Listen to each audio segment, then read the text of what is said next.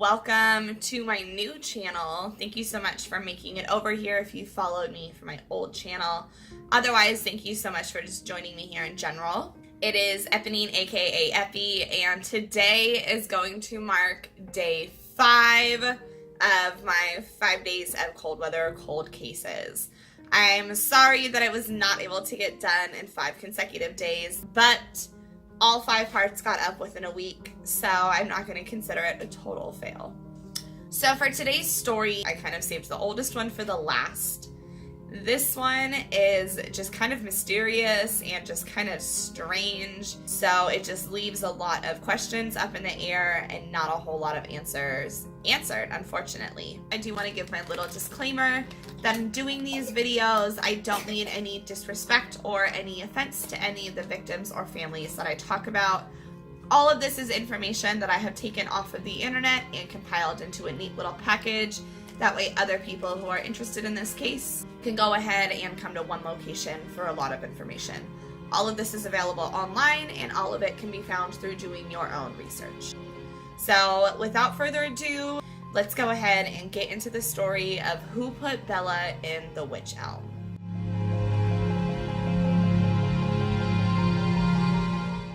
Okay, so on April 18th of 1943, there was 4 boys who were in the woods, and they were just kind of bird nesting, so they were looking for different birds. They were poaching, so they were maybe looking to shoot animals, but they were just in the woods playing around, just some teenage boys, nothing too crazy.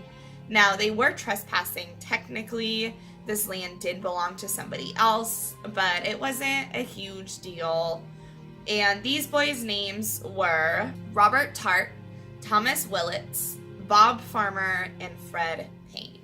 Now, as they were looking around, they came up into this area with a bunch of wych elm trees, and they noticed one that looked like there could be bird nests inside of it. So Bob Farmer decided to look inside, and as he was looking inside, he just noticed something kind of white and unfamiliar looking to him. So he reached in and removed it and noticed that this was a human skull that he had just found. And there was still a little bit of flesh left on it with like hair hanging off of it. Along with the skull was a basically intact human skeleton. So these boys who were out just trying to play and have normal, fun teenage activity back in 1943 ended up stumbling upon the skeleton of a dead woman who had been stuffed inside of the trunk of a tree. And that's where the mystery starts. Now, obviously, once the boys first found this, they were horrified. They were, 13, 14, 15 years old, still really young, so finding a human skeleton was really, really scary to them, which is completely understandable. So at first, they decided, we are trespassing, we're not even supposed to be here, we're just going to go ahead and make a little secrecy pact, we're not going to tell anybody about this, and we're just going to go back home. However, when that happened, the youngest of the boys, Thomas Willits, who was only 13 years old, just felt really uneasy and could not keep this a secret. So he ended up telling his parents about what they had found while they were in the woods. So at this point, obviously, the police were called and they came out to investigate. And inside of the tree trunk, they did, in fact, find the body of a woman.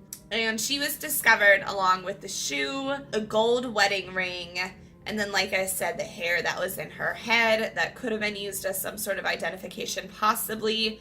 Note that this was before DNA tests were used. And they also had a pretty clear dental pattern. Even though she was missing a couple of teeth, her teeth just had a very distinct pattern. So they were hopeful that maybe between the wedding ring or the teeth impressions or something that they could figure out who this woman was. In addition, as they were investigating, the police actually found one of her hands that was separated from the rest of the body and was found outside of the tree, which was a little bit strange. So after discovery, the body was sent off to Professor James Webster to have basically a full autopsy done, a full analysis done, so they could try to figure out what happened to this unidentified woman who was found in a very bizarre location. Now, James Webster determined that the woman had been dead for around a year and a half or so, that she was around 35 years old, that she was around 5 feet tall or so, and that she had given birth in the past.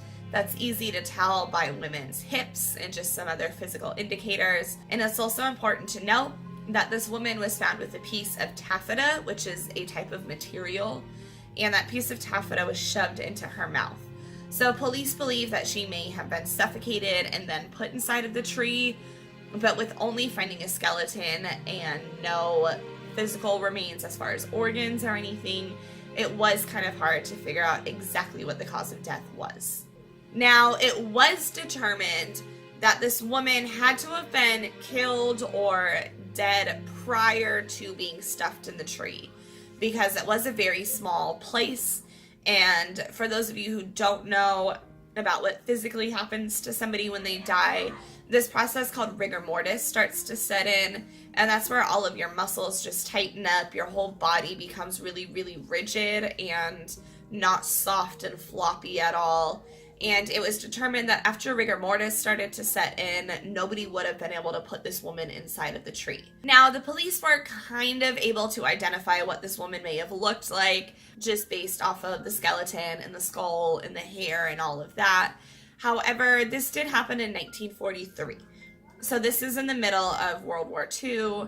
There are a lot of fatalities happening in every country right now. Every country is losing a lot of people. And women did fight in World War II, so there was also women who were being lost as part of the war.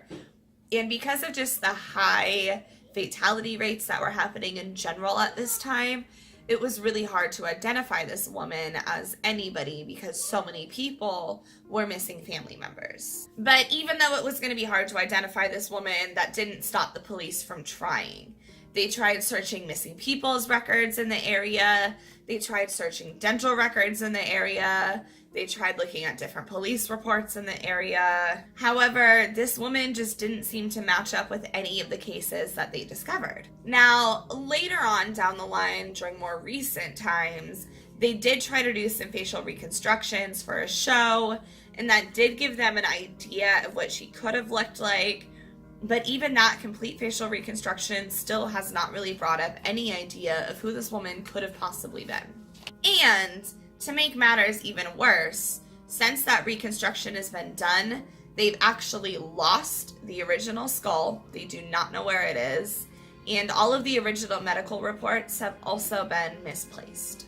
All right, so let's take it one step further now to where police, along with everybody else, just started getting very confused. So in 1944, 1 year after the discovery of this woman, graffiti kept popping up all across the area, and that graffiti was referencing the crime. Now, the first piece of graffiti says, "Who put Lou Bella down the Wych Elm?" And then there was another one that said, "Hagley Woods Bella." There was another one that just said, "Who put Bella in the Wych Elm?" There was one that said, "Who put Bella down the Wych Elm?" but spelled differently. But there was just all of these very strange graffiti markings that kept popping up. And they were referencing this woman who previously had not been named. So the police kind of started running with the name Bella at this point and assumed that her name was Lou Bella and that she went by Bella for short, and that somebody obviously knew a whole lot more than they were letting on to. Now, it's important to note that actually since the 1970s up until current times, the same graffiti keeps repeatedly popping up on the Hagley obelisk. I'm not sure if that's how you pronounce it, I'm sorry, but this little structure, and it just keeps popping up with "Who put Bella in the Wych Elm? Who put Bella down the Wych Elm?" And that graffiti has been popping up since 1943. Now, obviously, because this case is happening this week, this is the cold case, so nobody has still figured out who this killer is.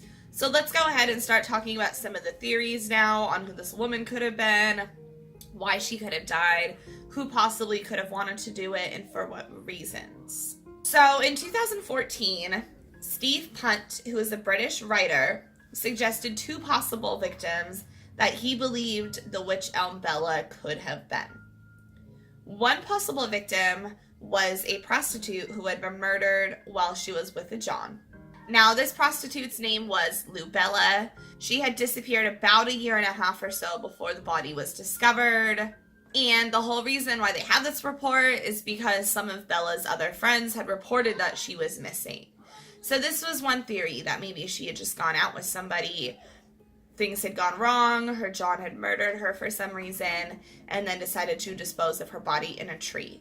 However, Bella was wearing a wedding ring when she was discovered, which is pretty uncommon for somebody who's going to be involved in prostitution. Not only that, but because the Who Put Bella in the Wych Elm graffiti kept popping up, they figured it probably wasn't a prostitute because it seemed like they kind of knew each other on more of a personal level. All right, so another theory comes from a declassified World War II file by a name named Joseph Jacobs. Joseph Jacobs was the last man to be put to death at the Tower of London, and he was killed by a firing squad. Now, Jacobs was an agent who parachuted into Cambridgeshire, England in 1941, but unfortunately when he landed, he broke his ankle and he was unable to move very quickly, and he was actually captured and arrested by the Home Guard. On his person, it was discovered that he was carrying the picture of a German cabaret singer who was apparently his lover. And her name was Clara Borel. Again, I do apologize if I mispronounce any of these names. I've heard them pronounced differently across different things, so it's hard to figure out exactly how to say them. But a woman named Clara was the woman who was in the photograph. Jacobs had said that Clara was also a spy, and because of different things that he'd been hearing, he believes that Clara was actually sent into England. So some people think that Clara is actually Bella, and that something happened to her while she was in England, and that she was murdered possibly for being a spy, possibly for other reasons, and then she was disposed of in the tree. However, the validity of this is kind of up in the air. This doesn't seem like the most likely theory of what could have happened, and let me explain why. Now, as we talked about earlier, the autopsy showed that Bella was around 5 feet or so, when it's determined that Clara was a little bit closer to 6 feet. She was taller for a woman, so the height of the bodies just didn't really match up. Not only that, but also according to witnesses, there was no record of a woman named Clara ever having to parachute into England on any sort of a military mission. So there just wasn't really a paper trail of this occurrence happening. And to kind of seal the whole thing up and kill all possibilities of Bella being this woman named Clara, Clara was actually a real woman, but she died on December 16th of 1942, and her body was discovered in Berlin, Germany. So this was an interesting theory, but not likely at all. So in 1942, so we're going to take it back a little bit. So another person who thought that they had an idea of what could have happened was a woman named Margaret Murray, and she was an anthropologist who came up with kind of a crazy, really out there theory on what could have happened to this woman. But this theory actually gained a lot of momentum, possibly because of just how bizarre it was. So Margaret Murray believed that Bella was actually killed as almost a human sacrifice in a really strange occult ritual called the Hand of Glory. And this was due to the fact that Bella's hand was found separate from the rest of her body outside of the Wych Elm. So Margaret Murray believes that Bella was actually killed by a group of like occultist gypsies drawing a ritual that they were doing. Now, the press obviously got really excited by this idea. They started running with it. They started publicizing it very heavily. They started really getting the story out there and making it seem like this could have really been what happened to this woman. However, to be honest, it was never proven to be true. I mean, it was technically was never disproven, but this isn't the front runner in the theories of things that could have happened to Bella. I mean, I guess maybe, you never know, but people think that it was a lot more likely that an animal or something just picked up her hand and unfortunately carried it off, but that there wasn't some crazy occult ritual happening. Now, the theory that I think is the most likely and the most possible came to light in 1953 by a woman named Una Mossop. Now, she stated that her husband, Jack Mossop, had actually confessed to family members that him and an acquaintance of his were kind of behind the murder. Now, Jack Mossop had stated that him and a Dutch man named Van Ralt had murdered a woman and had put her inside of the tree. Now, the stories changed a couple different times, and there's a few different ideas of what could have happened. But basically what Una says was that Mossop and Van Ralt met up for drinks at a local bar called Littleton Arms, and that they were drinking with this woman who would have been Bella at the bar, and that she was a Dutch woman who had came with Van Ralt. Now, the first story said that the woman was just drinking very, very heavily, so she ended up kind of passing out in the car on the way home, and to teach her a lesson, the men put her inside of this tree as kind of a practical joke, thinking that when she woke up in the morning, she would be like, I shouldn't drink so much, I should probably slow down, and that it all kind of would be a funny joke, but that she would have been okay. However, that does not explain the taffeta that was shoved inside of her mouth. Now, the more reasonable theory is that Bella and Van Ralt had gotten into some sort of an argument, and that Van Ralt had actually physically murdered her. And then at this point, he needed help getting her body into the tree, so he asked Jack Mossop for help getting the body in the tree, and the two of them put the body into the Wych Elm tree trunk, and that's where they left her.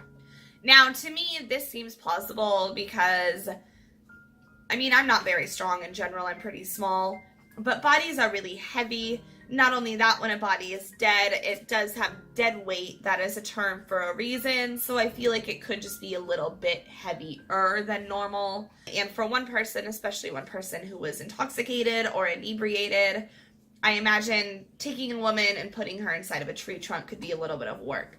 So it seems to me that having two people involved doesn't really seem crazy. And that it would have been a lot easier to get Bella in the tree trunk with the help of another person. And now it's really, really important to note that Jack Mossop was actually confined to Stafford Mental Hospital in 1941 because he was so haunted by this experience. So he often woke up from really horrific dreams, saying that he saw visions of a woman staring back at him from inside of a tree.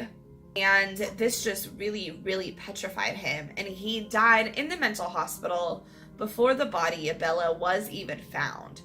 So to me, this seems pretty logical that he did this.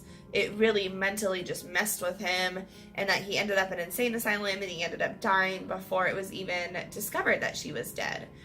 So to me, the timing of that makes the most sense. So since this body was discovered in World War II, it really hasn't been determined what happened to her. And I'll admit, this was kind of a hard video to put together because this is an older case. There's just so many different theories of what could have happened. So if this case was interesting to you at all, I urge you to do your own research. So many different people have different ideas. And if you found anything interesting that I did not get in this video, please feel free to leave it in the comments below.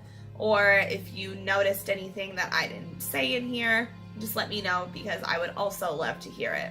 So yeah, that is it. Thank you guys so much for joining me for day 5 of Cold Weather Cold Case. I am so excited to get this week kind of wrapped up and finished. It was a challenge, but it was really, really fun. So yeah, that is it. So thank you guys all for hanging out with me today. Thank you guys for giving me a little bit of your time. And I love you all very much, and we will touch base soon. Bye.